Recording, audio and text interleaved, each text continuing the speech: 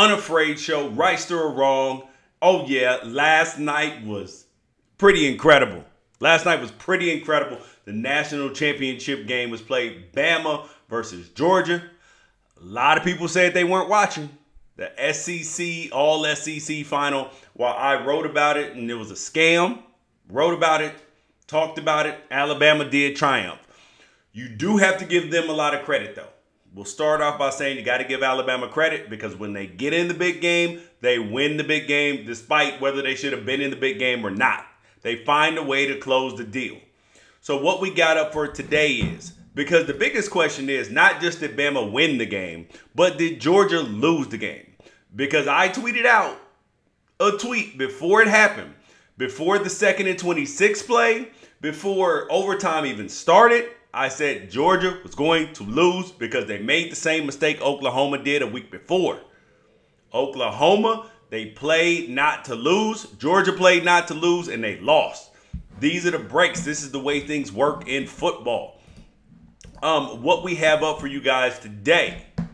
I'm George Reister. This is going to be the greatest Unafraid show of all time. This is what we do a day. So it's a great night for college football. The coaches, the administrators, the college football in general, advertising, and everybody got rich last night except for the players. Everybody got rich except for the players. Bama. Did Bama win or Georgia lose? We already talked about that. And also, Steph Curry is serious about buying the Panthers. And also, who's the greater coach? Not the greatest coach, but the greater coach. Bill Belichick, Greg Popovich, Nick Saban, or Phil Jackson. Because they're all like championship caliber coaches. And so we're going to get into discussing that. But first of all, make sure you swipe up, share the feed. The first thing though, the most interesting story that I saw today is there's a Japanese kayaker who got banned for 8 years for lacing a rival's drink. So he put PEDs in a competitor's drink. That way he would fail his test and he could win the championship. What kind of mess is that? Yeah, I guess if you ain't cheating, you ain't trying. The next thing up, the most interesting thing was Mike Gundy. If you've probably seen it by now, but Mike Gundy, like they have Mike Gundy, Kevin Sumlin, and a couple other coaches in there watching the championship game together. And when Tua Tagovailoa threw the game-winning touchdown pass, Mike Gundy just sat there and his mullet just didn't even move. And my question in that was, I know that college football coaches are emotionless at times. However, I wasn't sure whether that was Bama hate and he was just so salty inside, or whether, he just wasn't going to react. I mean, that's the truth. I mean, I couldn't figure out. What do you guys think? Make sure you guys send in your comments as well. Swipe up, share the feed. We're going to get into it. So, I tweeted out last night, serious question. How much money do you think Tua Tagovailoa made Alabama last night? How much money? Like in terms of merchandising. Donations go up every single time that you win the national championship or are good in college football. Whether it's rising ticket prices, because that ticket prices are going up in the stadium. Whether it's memorabilia sales, jersey sales, all of that. How many millions of dollars, tens of millions of dollars, do you think that Tua Tagovailoa made Alabama last night? Because he became an instant superstar. Like, Tagovailoa went viral. He became the hottest name in all of college football. And he can't capitalize on any of that. Can't capitalize on any of it. I mean, it's literally like going viral. It's like, I'm going to give you an example. Give you two examples. First of all, do you remember everybody saw that video with the two little kids in the back of the car or at the house? Charlie, you bit my finger. It really hot. I mean, like, that's been viewed probably 100 million times. Did those people make very much money off that? Nope. Nope. But everybody saw it. A lot of people saw it for free. They weren't able to cash in and monetize on that. Also, look at another example. The Cash Me Outside. How about that girl? That chick. The little 13, 14, 15-year-old, however she is. She was not able to monetize that initially. She had to go, but she was able a few months later to sign deals, all of this stuff. But Tua Tagovailoa, who's a superstar, is going to be on the cover of magazines. Everybody's talking about him right now. He's going to be the one who has to go back to school, eat top ramen, eat training table, no extra date money, you know, not a new suit for the awards banquet, like nothing. That's my problem with college football, because everybody got rich last night except for the players. And then they want to shelter it in the and call it amateurism. It is not amateurism. Like, at no point in time is what happened and what you saw last night amateurism. It is a college football sweatshop is what it is. College football has sweatshop labor. And I know people are going to tell me, oh, but they get a scholarship, blah, blah, blah. Okay, that's why I asked the question first. How much value do you think that just in one half of football that Tua Tagovailoa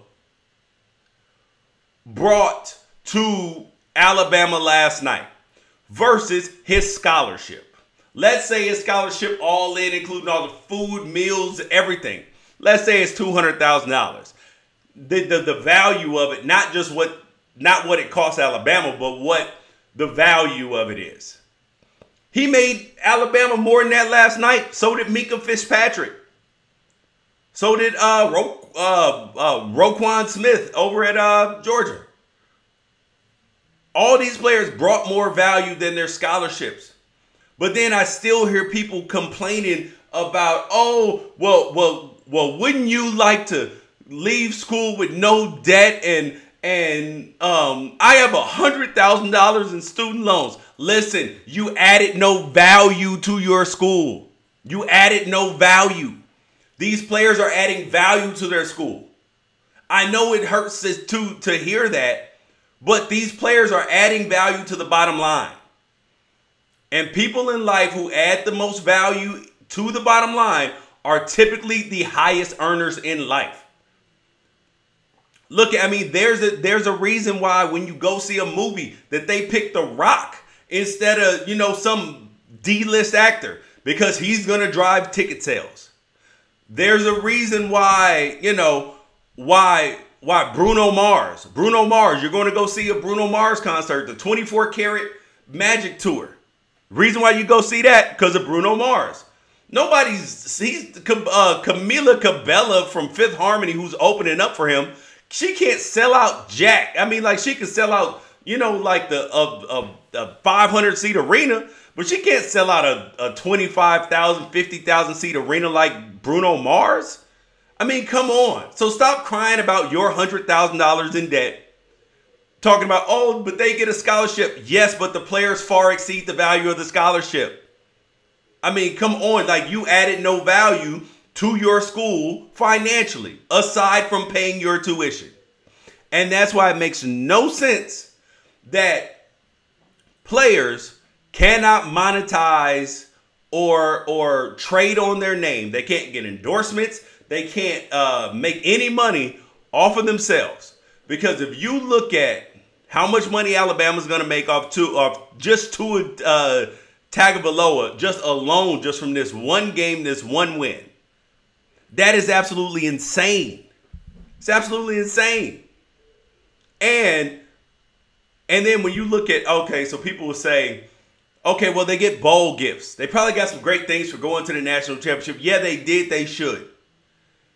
You know, but whether it's their bowl gifts, whether it's their jerseys, or anything that actually physically was given to them and belongs to them, they can't sell it. They can't sell it. If they do, it's a violation.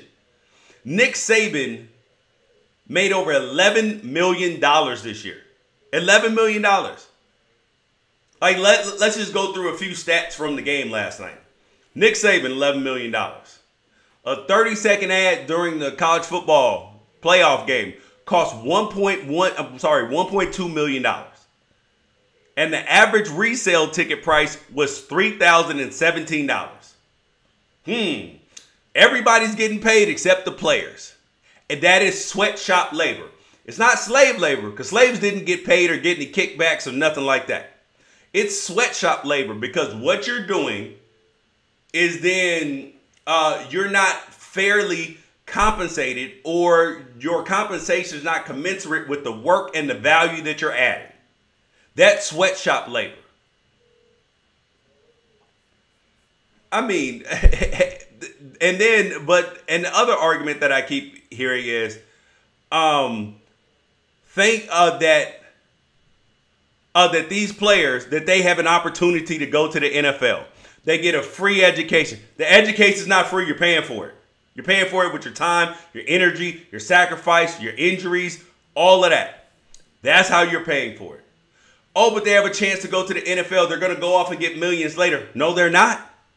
Only about 265 players get drafted in the NFL every single year. 265. You know how many graduating seniors there are that play college football every year? In between 10,000 and 12,000. And only 265 of them are going to get drafted. So guess what? That doesn't make sense. Because here's what I know about life. Is that at some point in time in life, you have your highest earning potential. You have your highest earning potential at some point in time in your life. Like if you look at somebody who's 90 years old, there was a period of time that they made the most money. I mean, it's just a cumulative number, and it's easy to calculate. Sometimes it's in people's teens. Sometimes it's in their 20s, 30s, 40s, 50s, 60s, whatever year it is. You're going to have a max period, a high period of time. That the lows can be super high, but there is a highest earning, 5 to 10 years, wherever that is in your lifespan. And sometimes that falls for players while they are in their teens and early 20s. It's like being a child actor. Look at Dakota Fanning. She was in, what was that movie? I See Dead People. Her. Probably her highest earning potential was surrounding there. Might not be, but it's looking like that so far. I mean, that's what it is. And you have to, and so to take away people's earning potential while they potentially can optimize the most amount of money that they can make throughout their whole life is wrong. It's criminal to me. I want to know what you guys think. Send in your comments. George Reister here. Unafraid Show. Reister or wrong. Swipe up. Share the feed. Because I just don't see it. I cannot make sense of it at all. When everybody else is making a mint. And when you look at the ratings, though, people were upset about the SEC ratings. I'm sorry, about the All SEC final. And guess what the All SEC final led you to? Ratings. The ratings. So here are the college football overnight ratings in the playoff era. So last night, the Alabama-Georgia game was the second highest rated college football championship ratings. The number one, and they got 16.7 million viewers. And last year's game, Alabama-Clemson, 15.3. I thought that would have been a little bit higher. And Alabama-Clemson in 2016, where Bama won, 16 million viewers. But it's ironic that the highest rated game was the Ohio State-Oregon game, 18.8 million viewers. So how does that support the SEC theory that ESPN's in bed with the SEC? I think there's a little bit of truth to that, but the numbers may be higher. So somebody just sent in a comment. They said, that players understand the deal when they sign the dotted line. That is true. You do understand that in terms of not being able to make money, trade on your name, all that.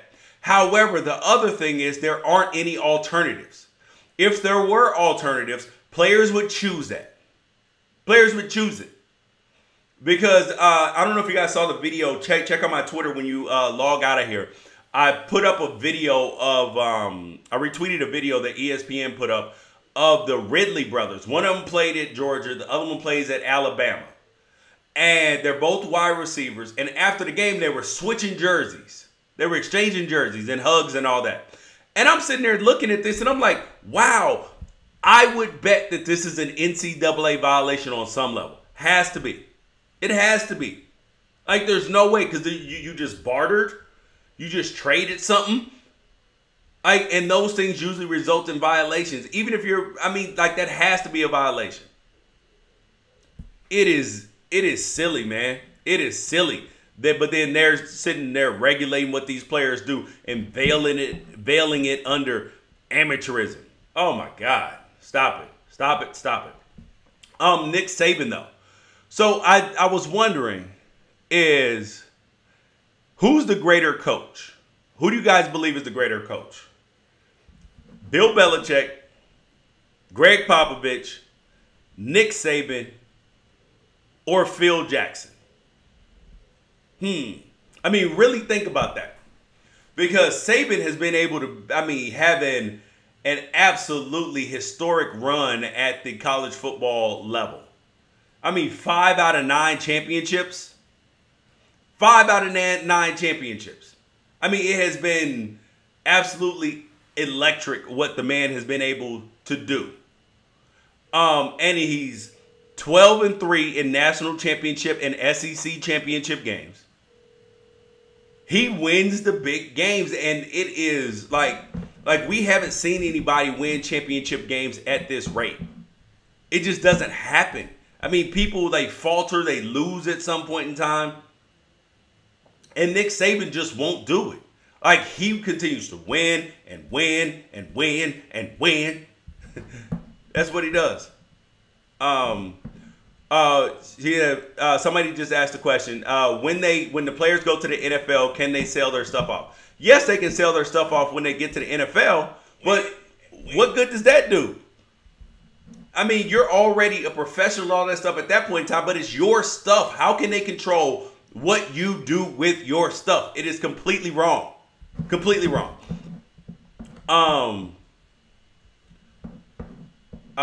Question that came in also, there's value to playing for Alabama. What's the value in that? Yeah, there's value in playing for Alabama that you get to win consistently. That's the value in that. So back to the coaches. We went over Nick Saban, how successful that he's been. Now, how about Greg Popovich? So Nick Saban did it in college, which is difficult, but you consistently get, the best recruiting class in all of college football. They had 36 5-star players on their team in Alabama. All the other three teams, Oklahoma, Georgia, and Clemson, had less than 36 5-stars combined on their team. How crazy is that? Combined. And Alabama had 36. So Nick Saban is playing with the pick of the litter. Look at what Greg Popovich has done now. Greg Popovich, he's developed a lot of players. A lot of player development.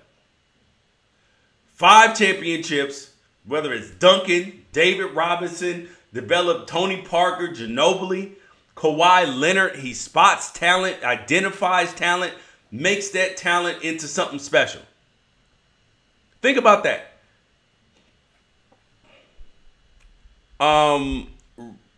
Real quick, I'm gonna bounce to this real quick. Somebody said, what do I think is a good amount for players to earn same amount for every player and all that? I would consider some sort of annuity for players where they get it upon graduation. It will be based upon, because mind you, a lineman who's excellent is not going to be the same as a quarterback, like in terms of popularity and all that. So I would say that there needs to be some sort of revenue sharing splitting between the teams and the players. So maybe whoever's jersey number or whatever it is, that they may get an extra 5% boost or something, and all that goes into an annuity.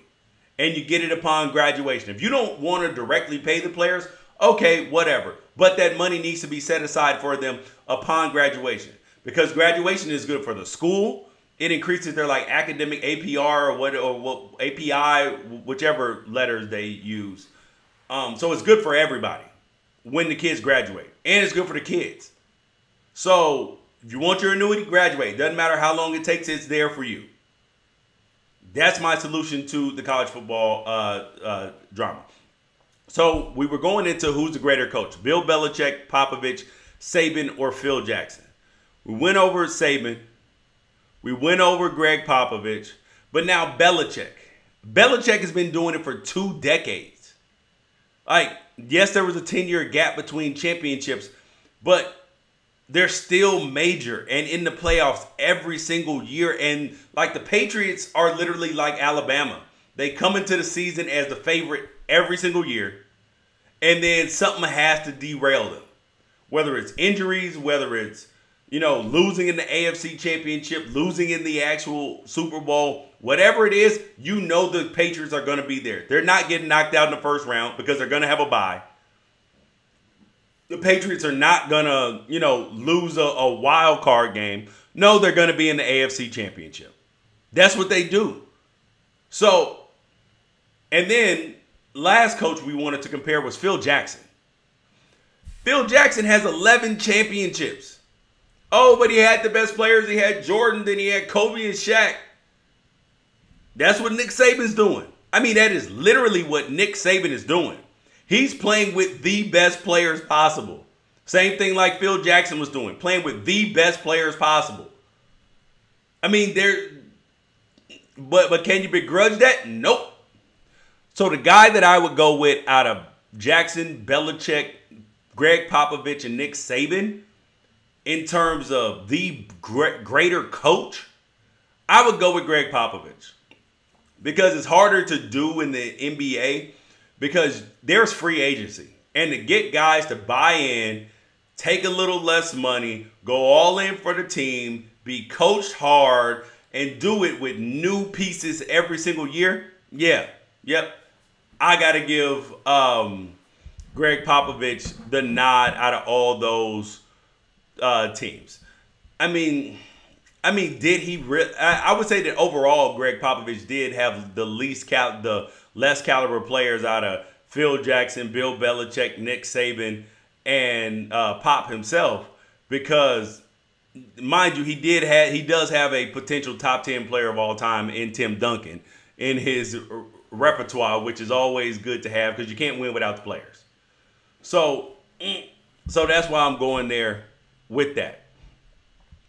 Next thing up, though, is I want to transition to like not just the financial part of sports, but really into like athletes, their line of thinking, them monetizing, and really where they're going with their brands. Because an article was written recently about Steph Curry. Even I wrote about it, about Steph Curry and Diddy wanting to buy the Carolina Panthers.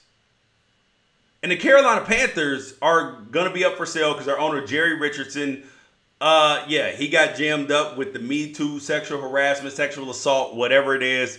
He got jammed up with that, and now he's selling the Panthers. And so I wrote about it like, are you guys cool with how, with your Panthers ownership looking like, having some color to it? Are you okay with that? People got upset that I wrote that, but whatever. It's the truth. Some people had a problem with it. Some people were like, how could you write this? Nobody sees color. They only see green. No, that's a lie. But Curry said, and I quote, he's willing to do what it takes to buy the Panthers. Willing to do what it takes. And then I thought, okay, Steph Curry, yes, he's made a lot of money. He was on a $44 million contract. He's on 201 right now, $201 million. But then I'm sitting here saying, hold up. So Curry himself doesn't have enough money. And here's the part that people really don't understand about the NFL ownership, which I went over a few weeks ago, which is the NFL is not like the other leagues. It's not like baseball, basketball, all those other leagues where you can get a group of people together to buy the team. Like with Magic and the Guggenheim Group, who bought the Los Angeles Dodgers for $2 billion. You can't do it like that. What you have to do in terms of the what you have to do in the NFL is there has to be one majority owner, and he has to own at least 30% of the team. Like, that's the way the NFL does. So if the team is valued at what, like 2.4 billion or whatever it is, that means that the majority owner is going to have to come up with $800 million. So then I thought, okay, how could Curry do this if he wanted to do it? And then I remembered, whoa, if he says he's willing to do whatever it takes. Curry also owns stock in Under Armour. Like, he owns stock in Under Armour. So would he be willing to sell his stock in Under Armour to get in with the NFL? I mean, like, literally go down to pennies, take out loans, all of this stuff to get into the NFL. And I thought, abso-freaking-lutely. The NFL prints money. Like, he's seen the value of the Warriors when he's been there. When Steph Curry's been part of the Warriors, he's seen the value of the franchise go up from like $490 million to like $2.4, $2.6 billion since he's been there. That's how much Steph Curry is worth. It's the same way with the players in college football. These players have value, intrinsic value, that is greater than just what they're getting paid or what they're being compensated or whatever. Somebody just said Curry could get other athletes to join a coalition. He could, but whoever the majority owner is going to have to come up with $800 million. That's the truth. Because of the way the NFL ownership structure is set up. You cannot just buy a team without having a majority owner. It doesn't work like that in the NFL.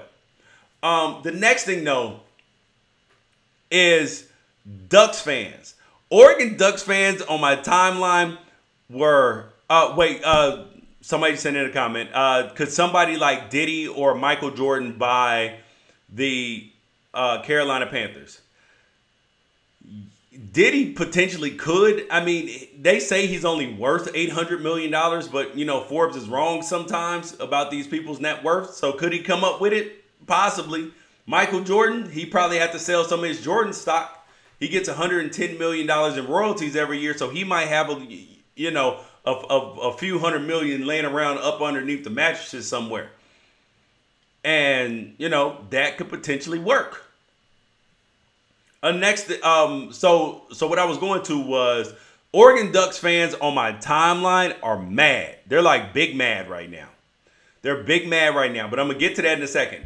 And I'm going to tell a story from something that happened last night. You guys swipe up, share the feed now because people are going to want to hear this. I got tweeted last night by a former teammate and a couple NFL players. And I got text by a couple guys I used to play with. Because I made a comment.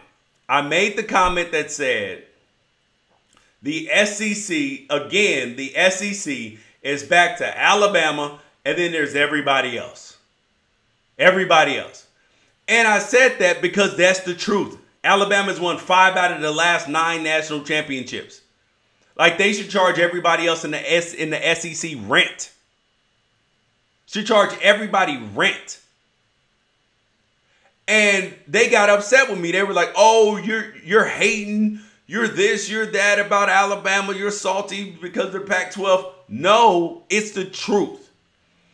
And the part that was very interesting to the comments to see what they were saying to me is that I was like, when I was in Jacksonville, all these dudes who played for Florida, Georgia, Alabama, all these teams that were on my school team, they would say to me, when Oregon was on top, when Oregon had won more games than anybody else, and been in 2 national championships and all this, These dudes were saying, "Oh yeah, the Oregon hasn't won. It's only It's only USC that matters." Oh, but now they get a little taste of this on the other foot. They get a little they get a little butt hurt. They get a little butt hurt when somebody tells the truth. Like, and that's what I couldn't believe, that these dudes were on my timeline.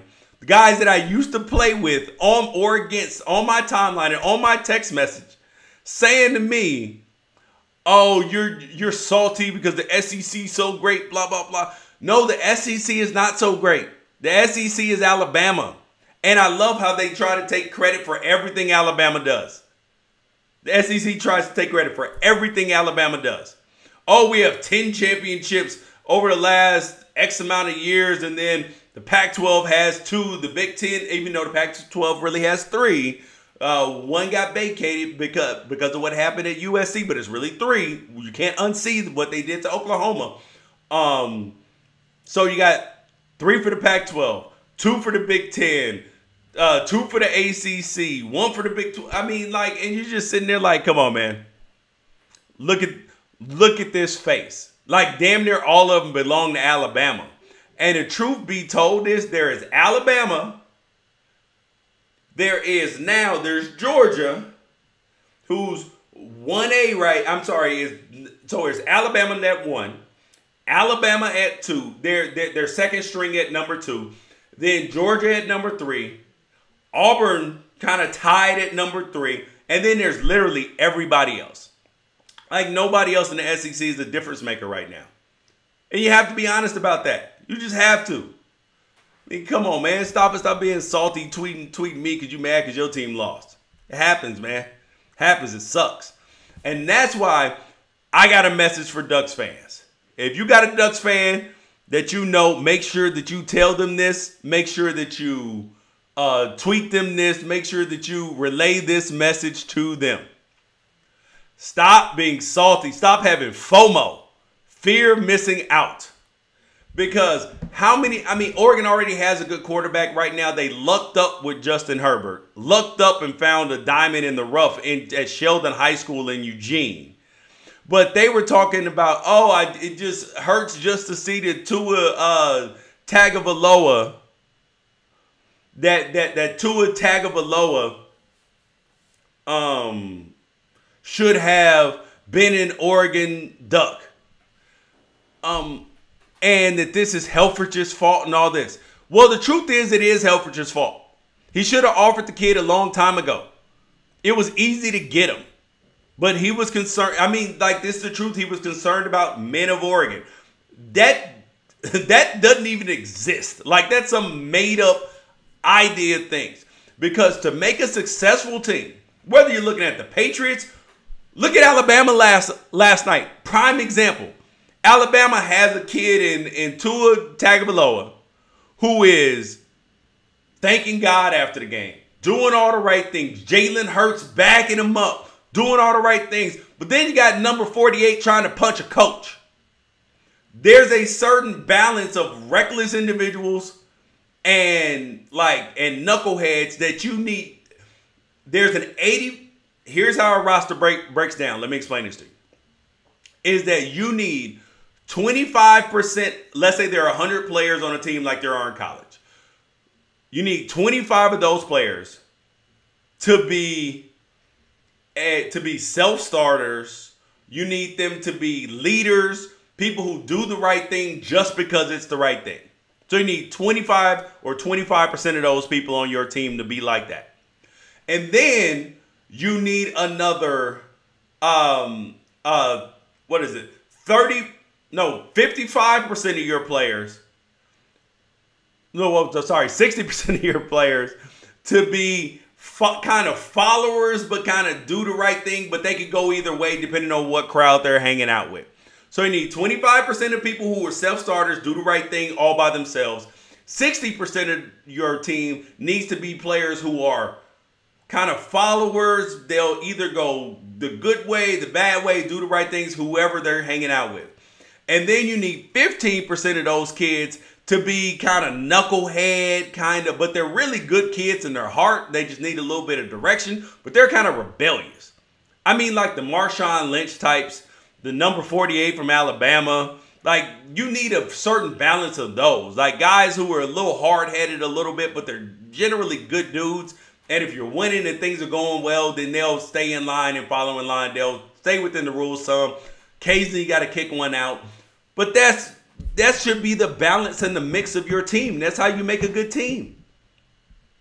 That's how you make a good team.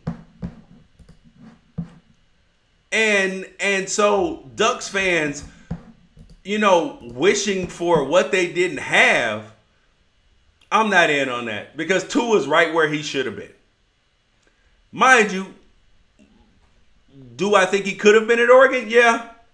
And do I think that Helfrich, you know, blew some recruiting? Yeah, he did. He did. But, like, let's not act like that, like, Oregon is not in a good place still. Like, they will be okay. They'll bounce back. Remember, before Alabama hired Nick Saban, do you remember who they were trying to go after and who turned down their job? The guy who just got fired last week, Rich Rodriguez. Alabama was like, oh my God, where do we turn to now that Rich Rodriguez turned us down? Yeah, so, you know, so these things happen. And now Alabama is the creme de la creme of college football again. So, yes, it can happen. USC was on the bottom. They were nothing. Recruiting violations, probation, all that. Now they're winning again.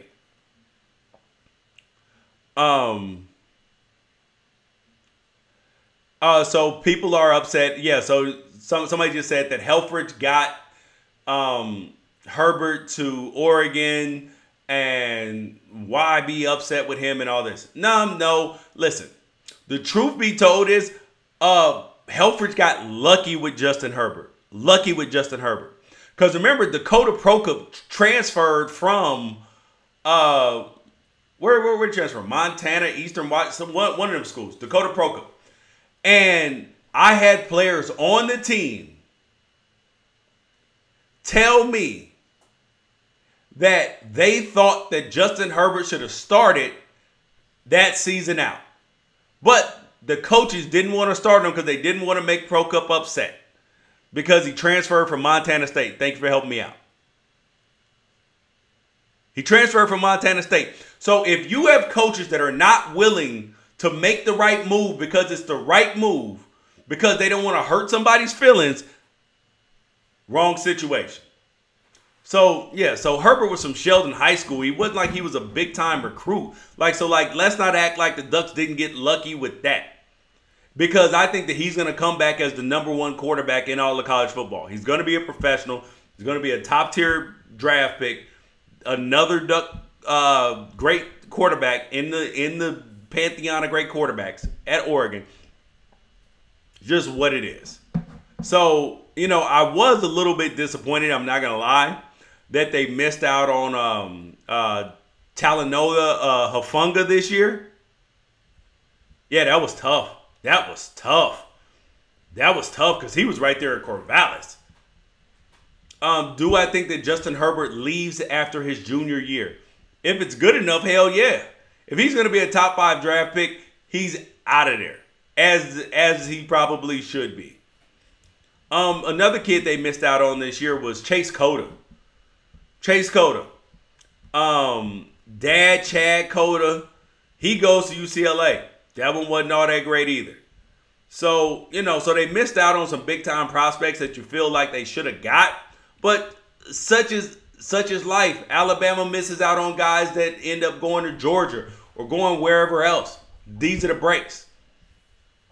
Oh, the last thing I wanted to say, because I totally forgot about the college football game last night, was that the best person on the field last night was Roquan Smith, the linebacker from Georgia. Hey, the linebacker from Georgia was the absolute best player on the field last night. I couldn't be more impressed with him. He was fast, he was physical, he was strong. Same things he did against Oklahoma, he did against Alabama. That's why, I mean, there's no better defender in college football than him. Not Minka Fitzpatrick, not anybody. There's nobody nowhere in college football that I would take before I took this kid. Roquan Smith. Yes, that's number 3 for Georgia. their linebacker. The dude who, he reminds me of, do you remember Miles Jack, who played at UCLA? Who would, except for, I think he's better than Miles Jack, where it's fast, physical. You feel like he could be an offensive player at the same time. Like, you could hand him the ball, you could throw him the ball, you could do all these things, and he would still be effective. That's the way Roquan Smith is. He stopped Scarborough. That's impressive, because you know that Roquan Smith's going to the league this year, like he is. And to be honest, I would definitely agree. He's very much like Patrick Willis, who came out of Ole Miss, who played for the San Francisco 49ers for a long time. Fantastic player.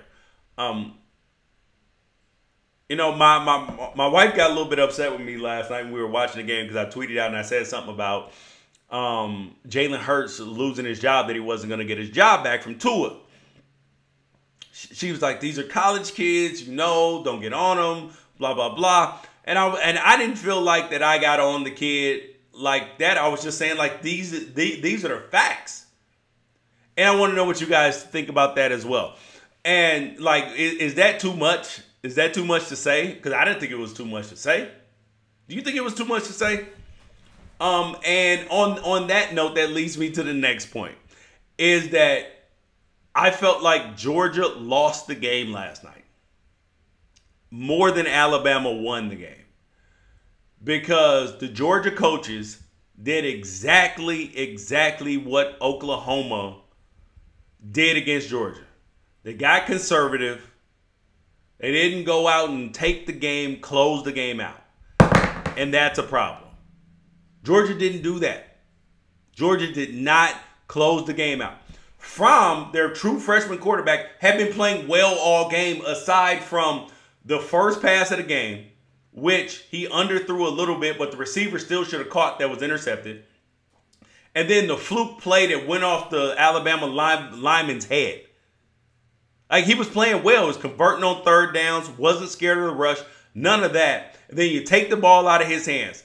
2 straight series, no pass plays. What the hell are you thinking, Georgia? Trying to run the clock out with over 8 minutes left. Prevent defense. Prevent defense does nothing but prevent you from winning. Prevent offense does it even worse. Can't take it, can't stand it. Knew that they were going to lose. They deserve to lose when you play like that.